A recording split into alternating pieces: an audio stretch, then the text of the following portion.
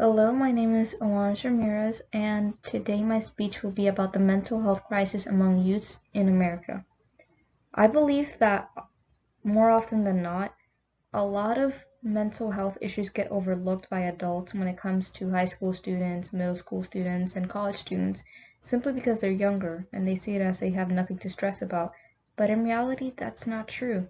A lot of students suffer from anxiety, depression, ADHD, a lot of mental health issues, and I believe that we should bring it to light and fix these issues and talk about them. Try to understand one another, not judge anybody for what they are going through, because it is very important that we as a society understand each other, understand each other. But yeah, we should very much understand each other and try to fix this issue as soon as possible before it worsens. According to CDC.gov, 1 out of 6 students made a suicide plan.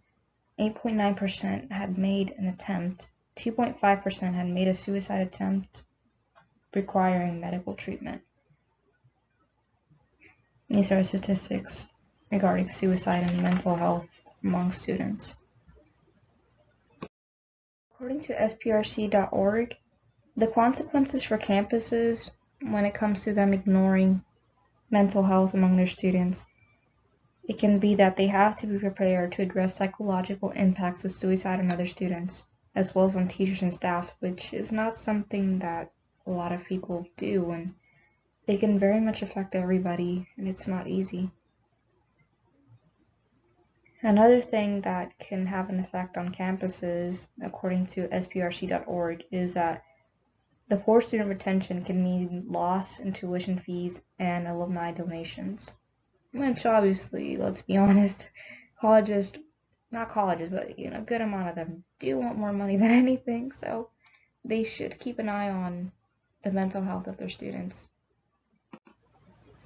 According to SPRC.org, the consequences for ignoring mental health problems among students, it can affect relationships among friends and family members.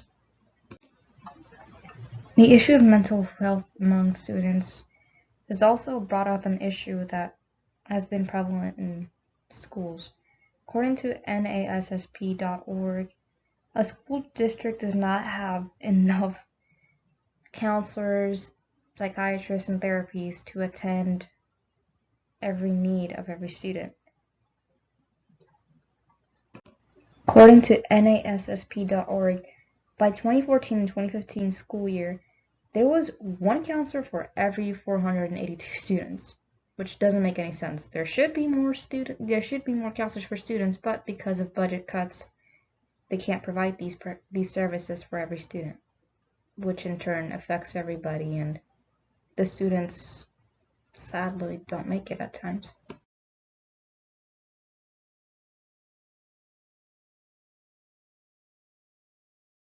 Suicidal signs.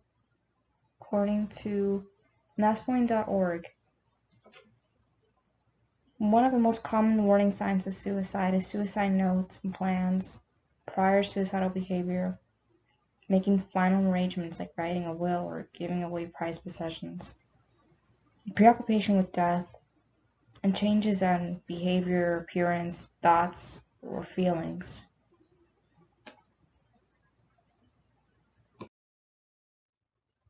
I want to conclude the speech with presenting the fact that we really should care about our students' mental health. And according to statistics that I have presented, it's important to care about it. In the long run, it will affect everybody whether you realize it or not.